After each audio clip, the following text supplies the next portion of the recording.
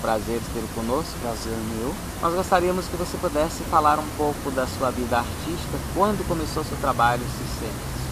Com o teatro, eu estou com 10 anos já de profissão.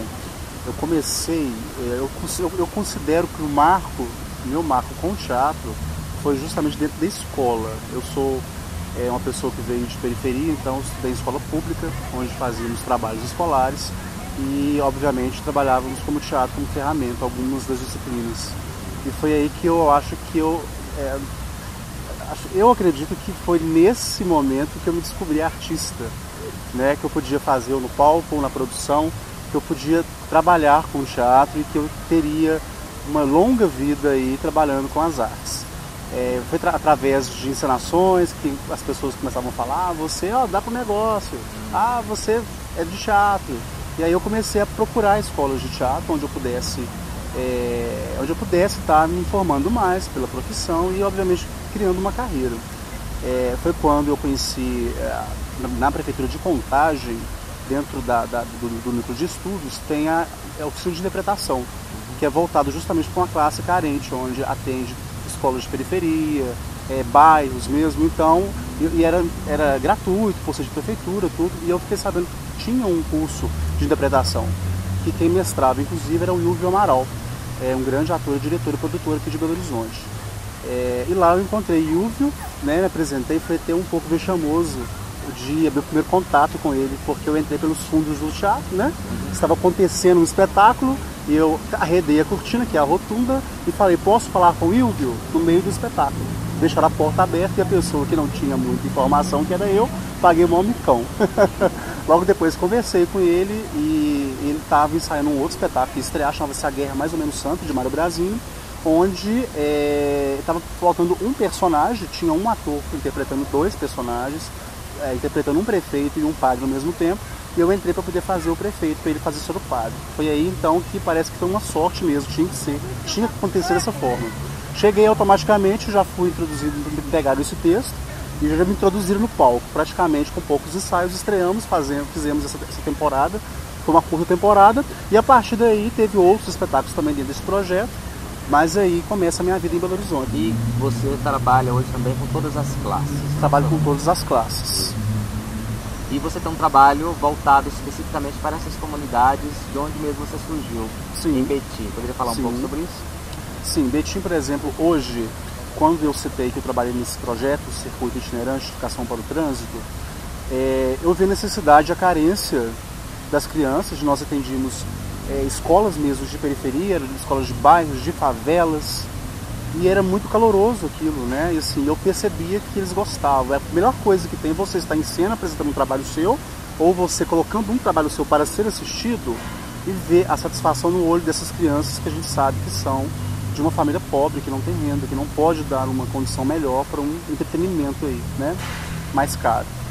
Então, vindo daquela satisfação toda, o projeto acabou em si e eu saí, me desliguei totalmente do trabalho e voltei alguns anos depois com um projeto chamado Projeto Teatro em Betim, onde a gente, eu falo a gente porque era a WR Produções, né, que é a minha empresa de produção teatral, associada a um jornal de saúde de Betim, onde nós fundamos esse projeto, que automaticamente colocávamos ingressos, trazíamos produções daqui de Belo Horizonte para a cidade. Lá em Betim é uma cidade muito carente, que até então não tem um teatro ainda, então dificulta um pouco as produções que saem daqui ou de outros lugares para apresentar para a cidade.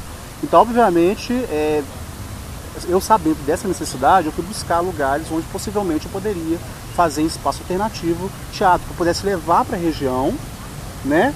Não é porque a região não tem um espaço adequado igual tem em Belo Horizonte que vamos deixar de fazer.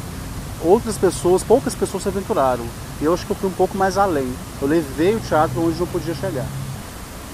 Então você apresentou aí também alguns avanços, algumas conquistas, mas também algumas dificuldades. Dificuldades muitas. Ainda mais se tratando de teatro hoje. Se a gente não tem uma lei de incentivo para poder estar custeando mesmo aí as despesas que são inúmeras, com elenco, com transporte, com iluminação. São várias as despesas de logística que se tem, que se você não tiver uma lei, você não banca. Se você tiver um patrocínio, um patrocínio, né, que como as pessoas costumam falar, você não consegue fazer, porque as dificuldades são imensas. Desde o espaço que não se tem, aí se você não tem um espaço, automaticamente você não tem uma iluminação, você não tem uma sonoplastia, e são todos elementos de logísticas de uma produção para apresentar um espetáculo que é necessário, é básico.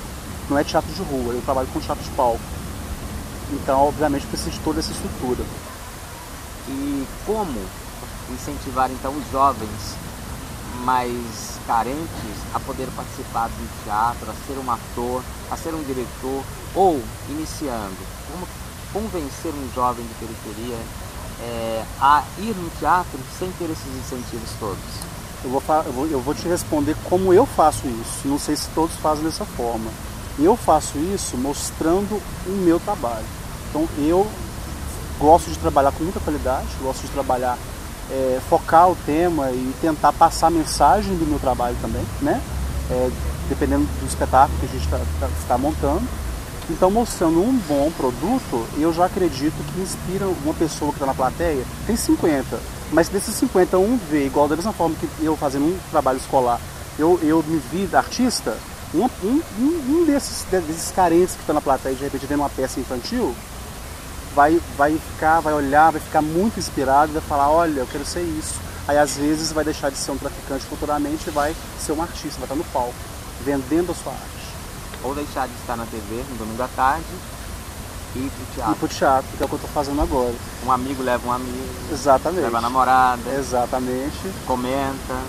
E aí faz o boca a boca, que pro teatro é muito bom. Qual porcentagem você diria do público malhação no teatro? Público malhação que você fala no... Jovem.